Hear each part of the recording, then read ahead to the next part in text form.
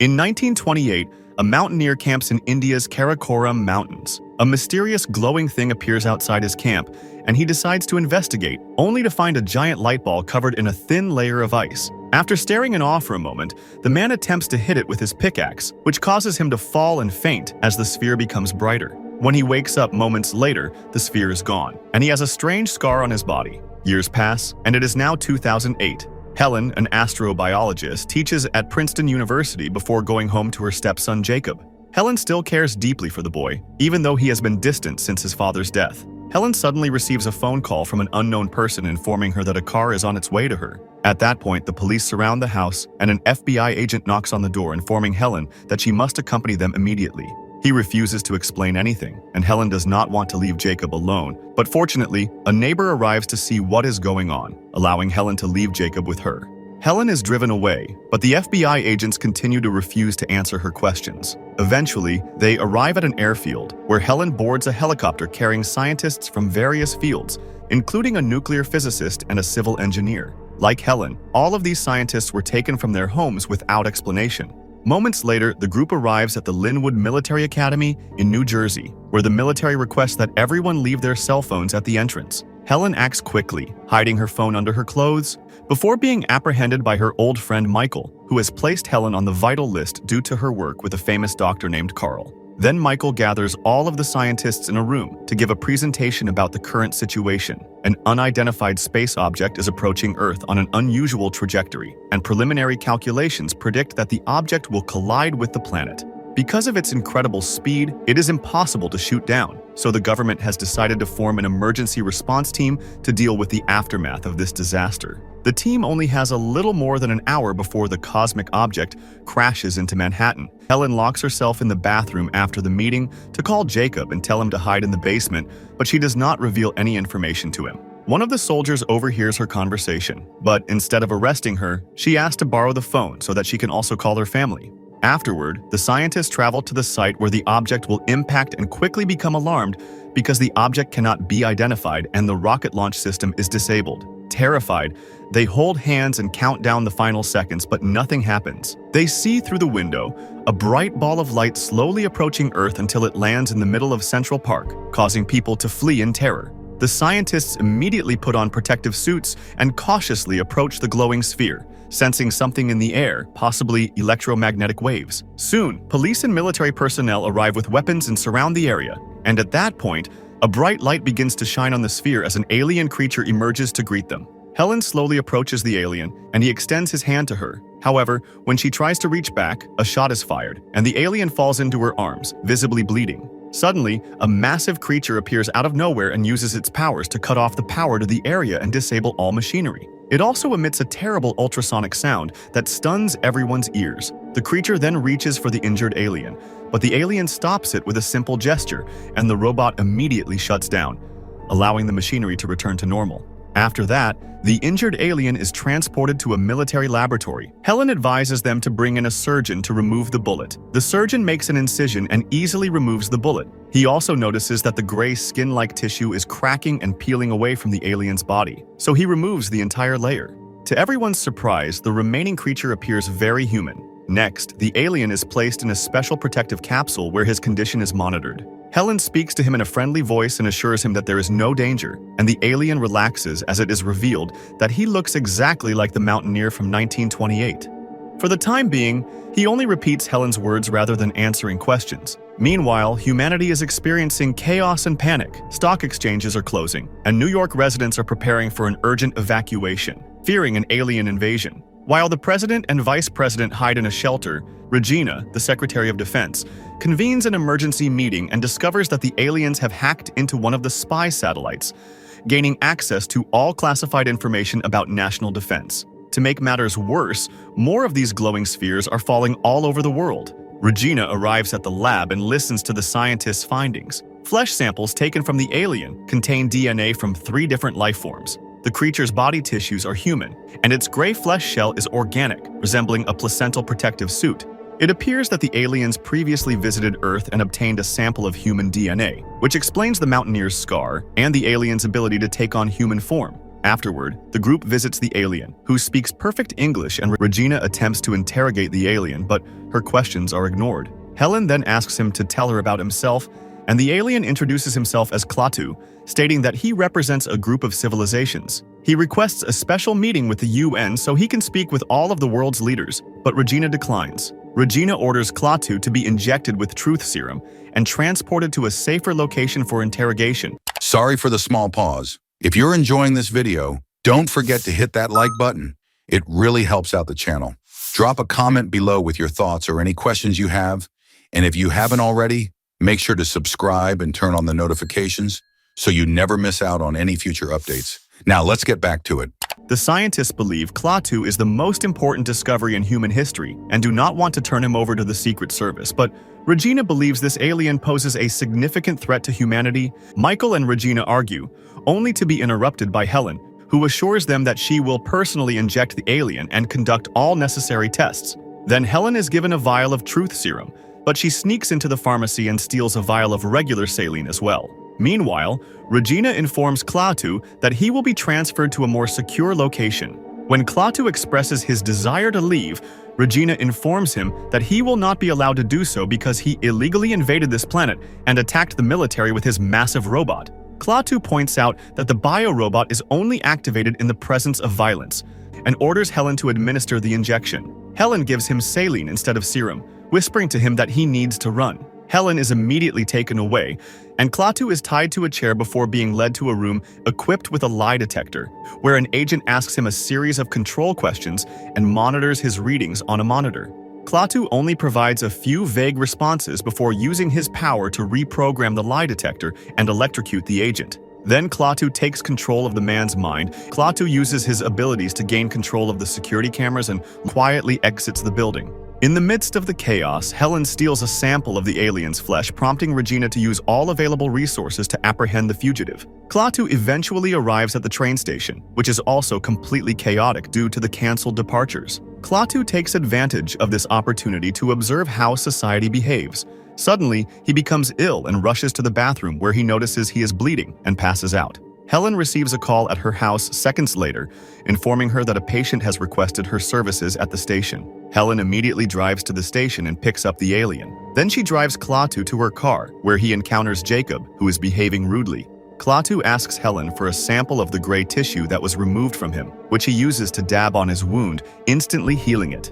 She drives down the route Klaatu has requested. When the trio finally arrives at their destination, while Jacob goes to the bathroom, Klaatu asks Helen about his family. It turns out that the boy's father was a military engineer, and his mother died during childbirth. Helen married Jacob's father, but he also died, so Jacob is now in her care. The trio then enters a fast food restaurant where Klaatu meets Mr. Wu, another alien who has taken on human form and has been sent to Earth 70 years ago to study humanity. Mr. Wu explains that he has found humans to be destructive, stubborn, and unwilling to change, and Klaatu agrees, so he tells Mr. Wu to leave because he will continue with the operation. Mr. Wu, on the other hand, intends to remain on Earth because during his research, he witnessed both the good and the bad, and now that he has his own family, he wants to spend his final moments with them. In the meantime, the military surrounds the inactive giant biorobot with super strong protective panels, hoping to block its powers. Returning to the trio, they are now heading for New Jersey.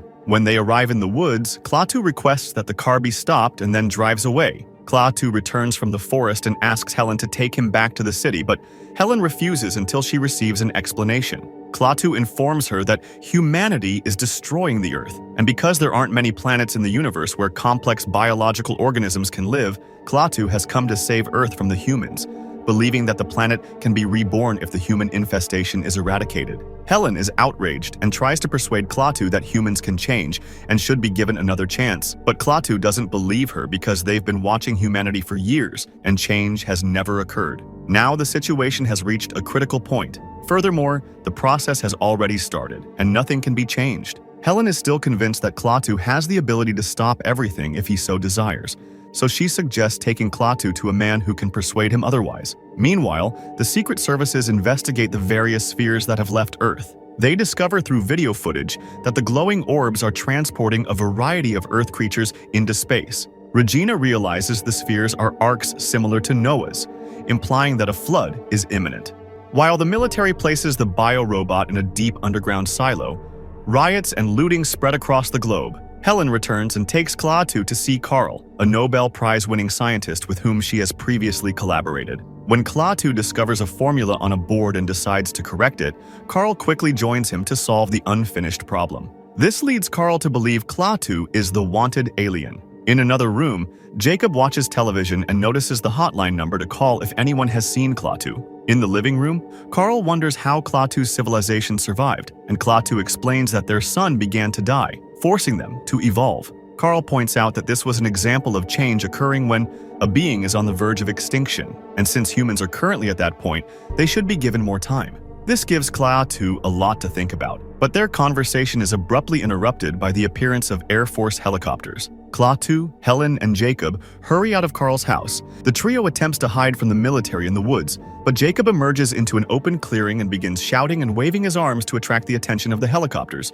before confessing to Helen that he called them because that is what his father would have done. Helen, devastated, tries to remind him that his father is no longer with him, but this only makes the boy cry. Suddenly, one of the helicopters catches Helen and flies away. The other two helicopters spot Klaatu and prepare to fire, but Klaatu uses his powers to stun the pilots, causing the helicopters to collide. A terrified Jacob flees into the woods, but Klaatu quickly tracks him down and saves him from falling into the river. Then Klaatu persuades the kid to follow him. Helen later confronts Regina and asks her to let her go, explaining that Klaatu listens to her and that only she can stop him, but Regina refuses. Meanwhile, special forces are testing the massive biorobot at the military base. They try to pierce its armor, but the diamond drill breaks. While the technician grabs another one, strange insects multiply at an alarming rate and consume the drill. Suddenly, the massive robot disintegrates into tiny little particles, which turn out to be bug-like nanorobots that immediately begin devouring everything around them.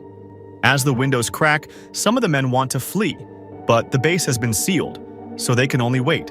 Everyone is quickly reduced to dust as the base is completely destroyed.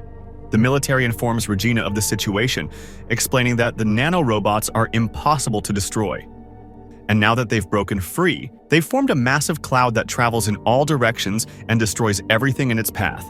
When bugs reach a large stadium, it can be reduced to dust in seconds. Regina finally realizes there is nothing they can do and releases Helen so she can speak with Klaatu. Michael will accompany her. Klaatu leads Jacob to a woodsman's cabin in the forest and allows him to call Helen on her cell phone.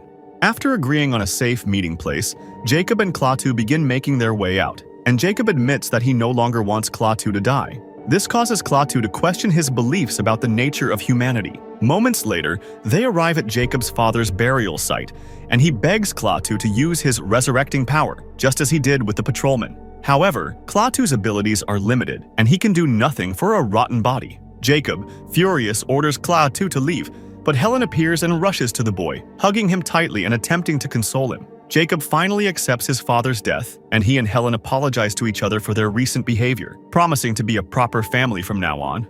Seeing such an emotional moment persuades Klaatu that humanity has a positive side and deserves another chance. To do so, they must change themselves and their way of life, and when Helen promises that they will, Klaatu watches the nanorobots and vows to stop them. The cloud of nanorobots is rapidly engulfing New York City, consuming everything in its path, including people, buildings, and vehicles. Regina talks to the President of the United States, explaining that they are attempting to resolve this through peaceful negotiations. However, the President is desperate and orders her to resume military operations. Helen, Jacob, Klaatu, and Michael rush back to New York. All streets are empty except for the military, who are blocking the roads, but Klaatu forces Michael to drive right through them. The soldiers initially pursue them, but they are soon ordered to back off. Seconds later, the group arrives at Central Park and is surprised to find that all of the military and scientists have left. At that point, the Air Force begins bombing the area as the president requested, causing the car to flip and crash as a massive fire engulfs the park. Unfortunately, Michael dies, but the others are fine.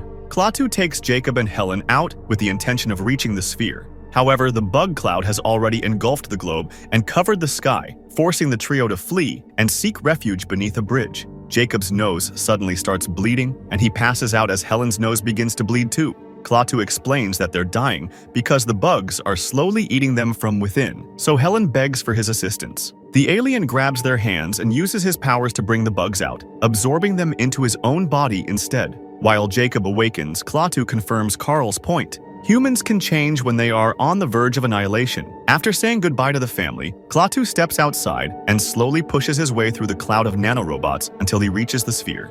Then he touches the glowing orb, which not only causes his body to disintegrate, but also destroys all of the nanobots. As dead bugs fall all over the planet, all technology fails, and cities are plunged into darkness as humanity pays the price for what they've done to Earth. Helen and Jacob emerge to watch the glowing sphere leave their planet, with Jacob implying that Klaatu's essence remains inside. All right, that's a wrap for today. If you enjoyed the video, hit like. It really helps the channel. Leave a comment with your thoughts and don't forget to subscribe and turn on notifications so you never miss an update. Thanks for watching and see you next time.